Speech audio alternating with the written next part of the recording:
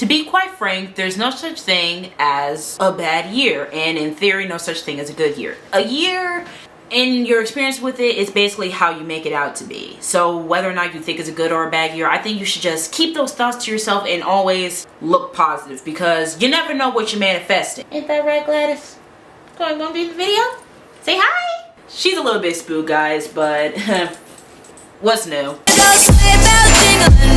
What's up, y'all, and welcome back to Vlogmas Day 5, to which I want to talk about my whole year, because one, a lot of things can happen. Like, a lot of things can happen in a week, let alone a month, let alone a freaking year. So why not talk about it? And two, I low-key want to redeem myself from last year's failure, which, ugh. So yeah, I got my notes, so let's get started. For this January, it really lived up to its ongoing title of being bad and unspoken and just bland. Like, this month really wasn't doing it for me because one, a lot of things were just going on like emotionally around me. Two, I was just ready to get out of school. Obviously, like, break was over and I just came back from my family, so I guess I was feeling a little bit of the family missing blues. And three, what I thought was my fairy tale dream turned out to be a freaking nightmare. And that's when I got into my first official relationship with a guy. I'm not gonna say his name because he doesn't freaking deserve it. That name is not to be speaked on this channel. It was somebody that I consider my first boyfriend because he lived in the state that I was in and I thought that he was pretty cool and stuff. So yeah, that's when I started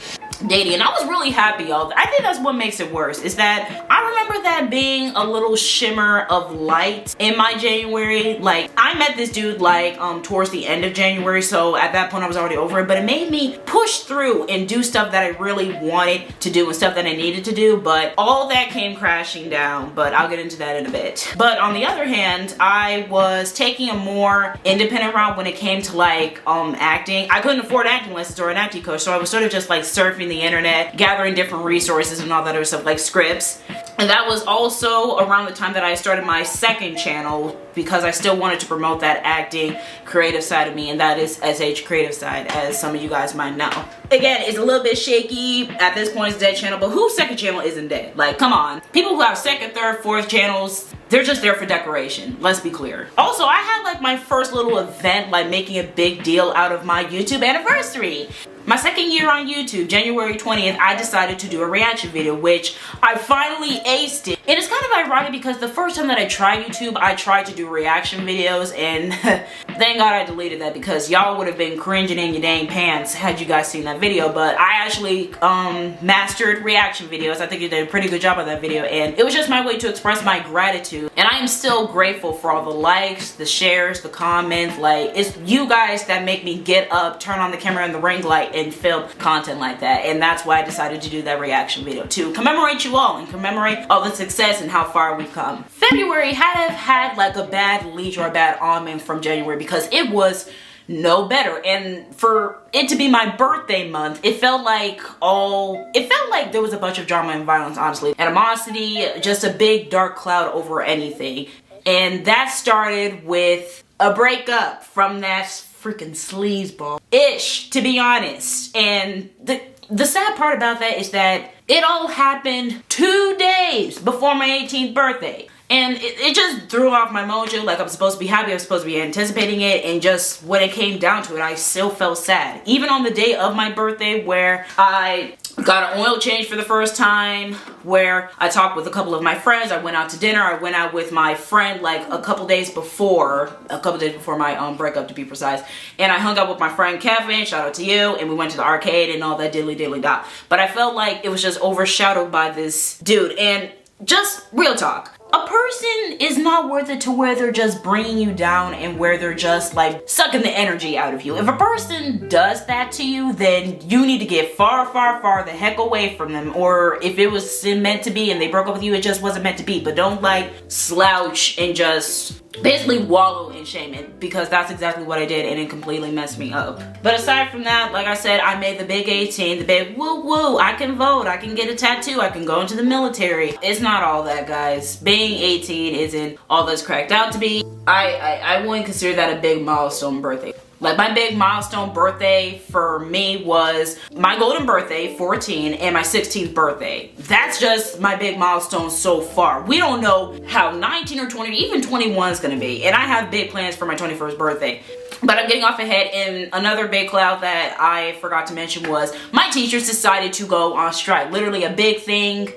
Basically did a walkout to support our teachers because my administration was on some BS, and I'm just gonna leave it off with that. March should have looked up, except because of that strike, they kept us out of school because the teachers obviously didn't want to come back unless they were getting paid right, and these administrative mofos were just not budging. So as a result, our spring break got extended. So instead of a week, it was 3 weeks. So basically toward the end of March is when our spring break was over, and during that time I was of course supporting the whole cause. I went on a little bit of a protest, I think, around that time. Like, I don't know, I did a whole bunch of stuff and sort of just like supporting my teacher stuff, but it was also when a couple of my friends start to say, hey, what if they keep us under wraps? What if they make us push back our graduation and our prom? And I was like, oh shoot, you're absolutely right. It's not because they're being petty, mind you, but it's because of certain school days that you would have to make up. And the fact that that would be pushed back because our teachers aren't getting what they're due is pretty, obviously that didn't happen, but at the time I was sort of like freaking out. Like, I literally had like a crying, I had a breakdown while talking to my mom. That's how bad it was. We ended up going back to school, and I guess it was all right in a sense, but there was still a lot of tension and animosity ever since all that happened. And because of that, I started therapy. I actually picked up therapy from when I started as a freshman, which, because you get as therapy because I only went to one session, and I liked it. I took this opportunity from the firehouse tree because they were offering, like, Gladys, what is the matter? Okay. So yeah, like I was saying, I took this opportunity from the firehouse tree, and they were giving out like mental health incentives. Yeah, is that what it's called? Basically, they got a grant and they were offering up to 12 sessions of therapy, and I ended up succeeding in those 12 sessions, but I have the money to pay for it.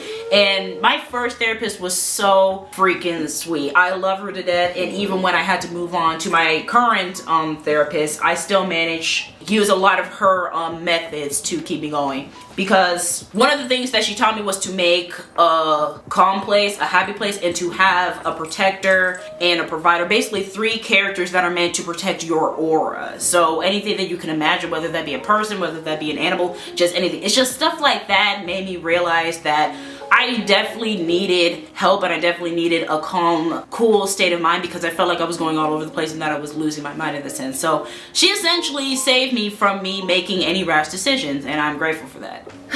April.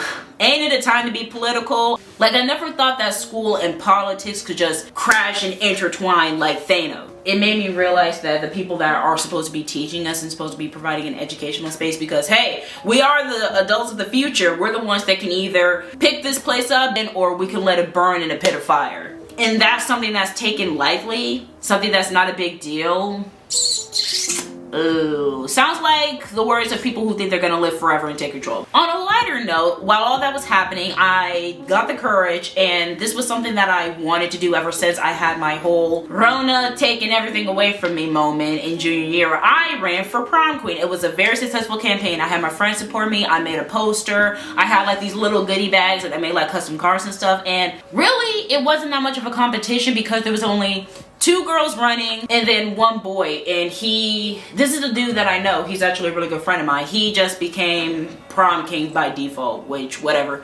And I came in second because it was only the 3 of us. I was only crowned senior princess by the end of it. But a lot of people were saying I should have became prom queen, but I was like, it is what it is. It's just a friendly competition, and I don't think it shouldn't be taken that seriously. It was fun to run. It was fun to make like goodie bags and pass them out to people. That was my favorite part of all, just being able to go to people that I knew or people that I didn't know, and just handing out those goodie bags. It made me feel social for once in my life. Oh, and then I had my trunk party. Very, very good party. My family supported me, and that's when I revealed my college, Columbia College in Chicago, to them, as if they already didn't know. There really wasn't any point. And it was also a chance where I got to reconnect with an old friend, Sam. Seeing her for the first time in, I don't even know how many years, probably what, 2 years? Ever since, like, seeing her, it sort of just like brought back on that old friendship. It reminded me so much of our middle school. It was nice seeing her. That's the whole point. Surprises on top of surprises on top of surprises. May was full of it. Not only did I find out last minute that I was the second in my freaking class, part of the 10% and salutatorian in my graduating class, but I graduated, and it was a fun ceremony, but it was also very somber, as you may imagine, because that was the last time that I really saw most of my friends. We really did make the most of it. We were taking pictures. I took pictures with a couple of my teachers and all that other good stuff. And man, that speech, I felt like I was dying in the inside. It's something that I felt like I had to do because one, I got to speak to people anyway for the profession that I want to. And two, I just felt that it was a obligation to me that there had to have been some speech to keep tradition in a sense or whatever. And I wanted to make my family proud, of course. Like they literally was just all the way over there freaking screaming my name and I wanted to make them proud, you know? And afterwards we had a lovely dinner at a very good Italian place. I had bolognese and it was really, really good. But you know what wasn't good for many of y'all was my 3-month hiatus. As much as some of y'all didn't like it, I really did need it. Like if the videos haven't been up to quality, then I don't know what to tell you guys, but I feel like my quality in my videos have progressed and have increased and are so much better after I took that 3-month hiatus. I just needed that time to regroup myself and to sort of like self-reflect and reevaluate why I want to do YouTube and why I want to continue with YouTube. I'm not gonna lie, I honestly was questioning whether or not I wanted to do YouTube around that time. Like I questioned, why am I even doing this? Why am I even getting in front of a camera or any of that? Even though I kept you guys in my mind, I felt as if my main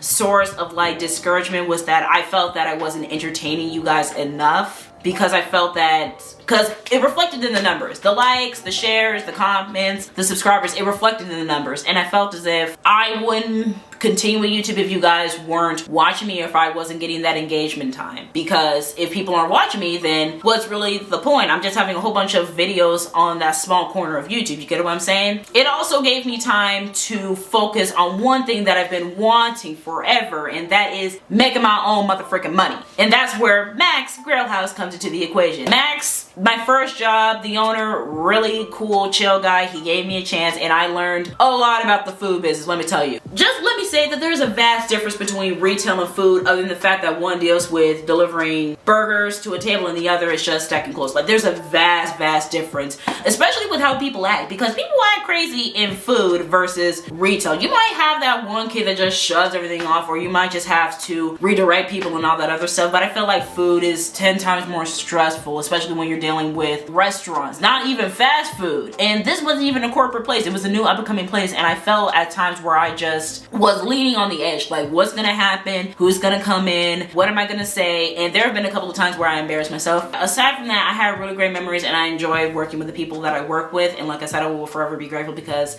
that was, it's good work experience. Like I have that on my resume and I can use that to go out and get other jobs, which I have, and so far it's not as successful, which what can I expect like for this freaking job economy, right? I'm just gonna go over June real quick. June, I was still working the job. In fact, my first week at Max was the busiest because there was like a carnival going on, so we had people in and out. It was like getting crazy in there, and that's where the food experience really got. But it was just that one crazy week, and it was my first time voting. Like I actually voted for the first time ever since I got my voter's registration card at 17 from the DMV. And yeah, that's pretty much June. Like it's not that exciting, guys. June is just, it's just there. It's just there for decoration. Now July, I feel like it fits with June because I feel like a lot was going on, but the only thing that I felt was very like on top of the list, like momentum wise, was my sister's birthday party. And it was just nice seeing my sister all happy and stuff. I love you, sis. If you're watching, I love you. But anyway,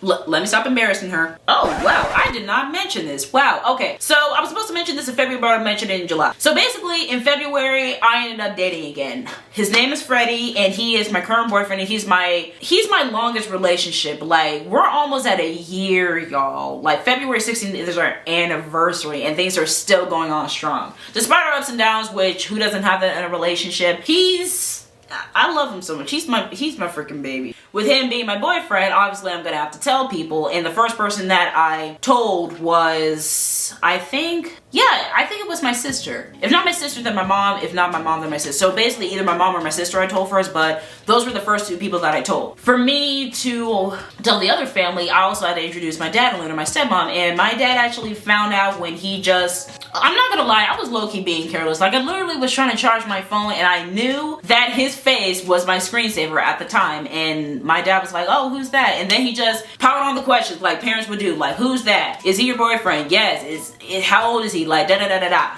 But it's also when he started questioning, once I told him that he was, I basically met him online. I didn't meet him in person, and he sort of like had like a problem with that, which most people do. But keep in mind, guys, he really didn't do anything that warranted any type of red flags at all, but my dad felt like he did. And of course, my sister hopped on it. I feel like that was just a time that I had to tell him, because why not, right? Like, eventually I was gonna have to tell him. Now, as sad as it is, I made this decision for myself, and that was leaving Max, because I was gonna go off to college, and at that time, I made the decision to not take my car because the city is expensive. And because of that, I couldn't stay at Max even if I wanted to, because how in the heck am I going to work a job that is all the way over here when I'm all the freaking way over there? It wouldn't make any sense. So I put in like my 2 weeks notice, and I officially shot the deuces and said goodbye to Max on August 19th. And then the next day, I had another big change, and that's when I got my haircut. This was actually the first variation of my haircut, I bet you guys remember, but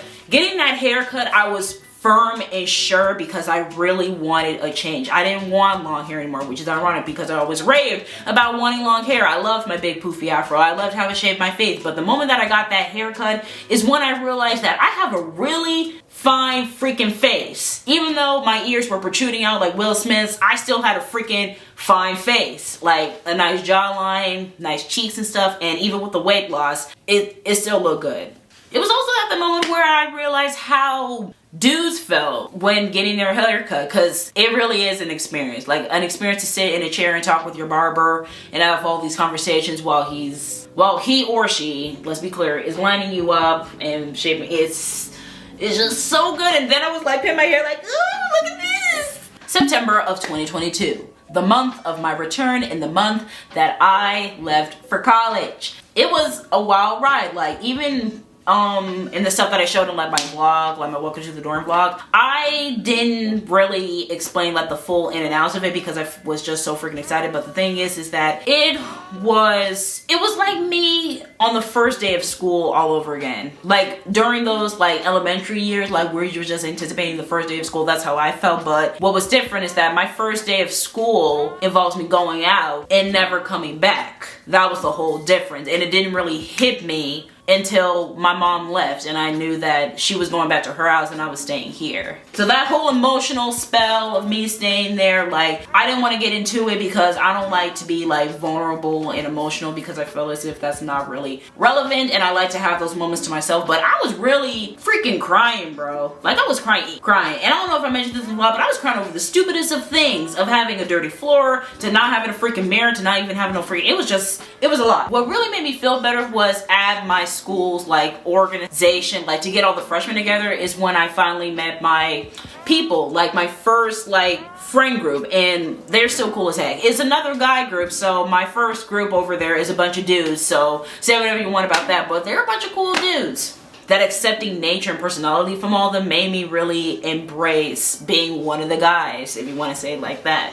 I don't know, it's weird for me to explain, but if you're about to go to college, then you'll understand the whole finding community thing aspect. I really couldn't celebrate October the way that I wanted to. Like October, y'all already know how I get all spookified and all that other stuff, but I felt like I wasn't able to really embrace it the way that I wanted to, and my sort of like happy momentum was sort of like going down around this time. I don't know what it was. I think it was just a change in my mood because of one of my classes, my awareness through movement class, and I was just like going through a whole bunch of things in my body and stuff like that, so my mood was very mid. It was very mid. I still managed to get a lot of things done for the channel and all that other stuff, and I even went to my first Halloween party, my first college Halloween party, so that was fun. But I got to meet up with a couple of old friends from like my classes and all that stuff, and I got to experience true college party life like after that. I also reached a full year of driving, didn't run nobody over, so haha on yourselves. I revived my podcast. I released like a I think 4 or 5 episodes with just like spooky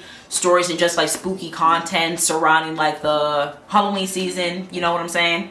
But what tops the cake for this month is that I made my first on-camera appearance, like my first on-camera role. I made the transition from theater to film, and even though it wasn't speaking, I am still grateful for the small crew. Like it was me, another person who was acting with me, and then the director. Yeah, it was just for a field project for one of their classes. So that was fun, and it was the start of me getting something for my reel, because at first I really thought I was gonna have to use like scenes and monologues for my reel, and I'm just like, that's not gonna work. I need at least one professional piece of footage, and now I have it. And all that led to my first speaking role in another short film. So 2 pieces of footage, y'all, for my video reel. This one was a little bit more complex because I was working with like a bigger crew. Like there was a sound mic person, there was a person that was assistant to the director, there was there was just a lot of people. I think it was like 6 people like as part of the crew, including like the director, and then just 2 actors, me and another person.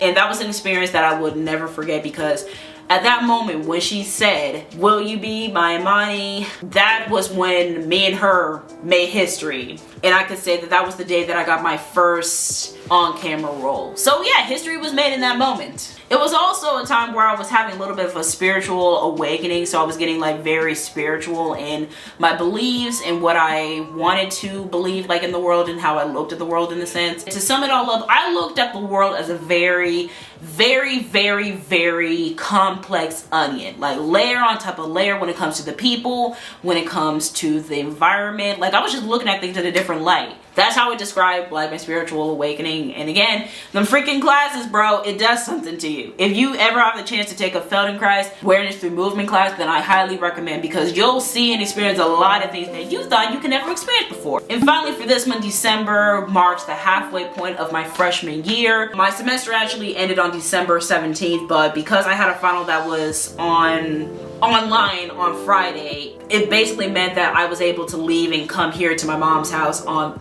after class on Thursday. And I did blow all my finals. I got A's and B's all across the board. No failing grades, which means I get to keep all my freaking scholarship. And I also was hustling, grinding to get this "'Tis the Season" to life, because I was doing a lot of last minute crap. Literally, I kept like rearranging stuff. I didn't even know what videos that I wanted to do. Heck, I announced on my Instagram that I was taking off like a video, so instead of like 8 videos, I was doing 7. Little stuff like that. I kept like changing my mind and kept doing a lot of last minute things because I just didn't, it felt like I was losing motivation, but I kept pushing myself because I know that this is what you guys wanted to do according to the polls on my Instagram and on YouTube. Follow my Instagram, by the way. I know that you guys wanted this. You guys definitely didn't want black to back. Y'all made that very, very clear. So I listened to y'all, and I feel like so far I'm delivering. I mean, I definitely had to deliver, because if y'all thought I was squealing over that first short that I did, I definitely was dancing around, wig bopping everywhere like this when I got my first 1K